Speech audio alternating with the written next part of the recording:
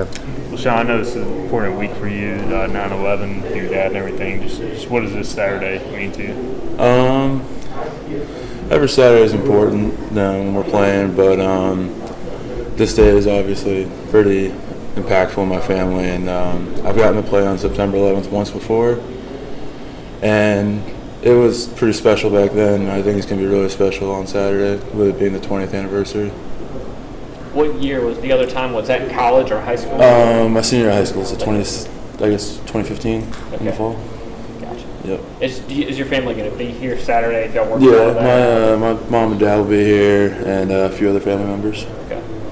What do you remember just about that day at that time? I was 3 or 4, so my memories are a little fuzzy, but I know everybody was really sad. I know that sounds obvious, but that's kind of all I can remember from it. Were you up there, or was it?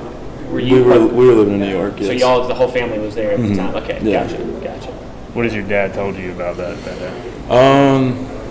Growing up, it was kind of like I guess the PG version. Like he'd show me his helmet and some other things he found when he was digging, and that was kind of it. But as I've gotten older, I've kind of been getting more and more of the rated R versions, and it's amazing the hell that they went through and continue to live their lives afterwards.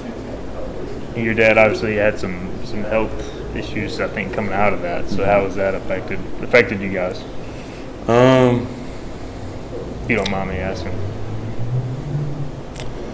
It's brought us closer, me and my dad. Every moment we share together is a little more special. It was kind of a propelling factor into me trying to play college football. I always wanted to, but that moment when he got sick kind of pushed me to work a little harder and try and put a better show on for him on the field. Mm-hmm. Do you remember what year he was diagnosed? The first time was in middle school, I think 7th grade, and the second time I was a junior in high school, and that one hit a little harder. I was able to comprehend the situation a little better. Mm-hmm. How is he doing now? He's been better. He honestly, you wouldn't know he's sick. He takes the dogs for a walk every day, mows the lawn every day, moves everything, builds shit around the house. What is that? Okay. Builds things around the house. And he doesn't let it define him. He takes advantage of every day he's got and makes the most out of everything. So moving to South Carolina, we've got a big game coming up this week. What's the team mood like coming into this week after the game last week? We're pissed off that we didn't achieve more last week. We felt like we could have done better across the board, myself included. We're really excited for another opportunity to show how hard we've worked this offseason. We're looking forward to a great matchup.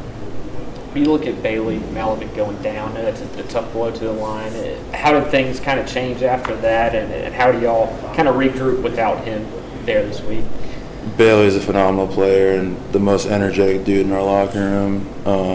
Him going down is a big hit, but Noah Henderson stepped up and played fairly well, or not fairly, but played very well considering he hasn't played in 2 years. Yeah. He's experienced. He started games before, and he's a big body. Me and him have worked together before, so I don't want to say drop off, but what's the word I'm looking for? I don't know. I guess it's a transition. It's a transition. That's it. It's transition. And last week was Avery's first time playing center, and I'm sure he had a lot going on. How do you think what do you think he can learn from that? And then you guys playing next to him, how do you think y'all can grow going forward? Yeah, first game jitters. This is his first time playing center. It's a very difficult position. In my opinion, it's the hardest position in football. I think he's going to attack it this week, and I think he's going to do very well on Saturday. Do you guys relish the challenge of playing South Carolina? I mean, they always talk about SEC's big, physical. Like, is that something you look forward to? Absolutely. It's we all grew up in the South, so we all wanted to play in the SEC. So getting to play in an SEC team is very exciting. So what's your sense of what this team has to do to be successful against a team like South Carolina? We need to play like us. We need to play our game. We need to stay fundamentally sound, trust the game plan, and execute the best we can. So just going back to what we talked about at the beginning, so your family lived there. Were you born there in New York and kind of lived there? Yeah, When did you kind of moved down here, that type of thing? We moved down, I think, in 2004. Okay. So after 9/11, my dad retired from the fire department, and we moved down south. Okay. Mhm. And then you stayed here ever Yeah. since, obviously. Okay, Yeah. cool. Fernando mentioned that in the off season that you guys kind of got closer, especially during quarantine, that your family kind of took him in. Does that help galvanize this group on the offensive line? Our group's always been close. I'm sure having two 6-year, 7th-year seniors that are as close as me and Nando are might help the group's cohesion, seeing how we work well together and bounce ideas off each other. But two guys getting along doesn't get it done. The whole unit has to work in unison. With the combination of 9/11 and home game, what are your emotions do you think will be like Saturday? Is it excitement? How do you kind of try to channel that, I guess, once the game gets going? It's exciting and it's special. Pre-game, I'll probably be a little jittery out of my mind, but once it's time for kickoff, I think I'll be able to shut it out and just play. Awesome. Thanks, Sean. Thanks, Sean. Yeah. Thanks, Tom. What was your dad's like?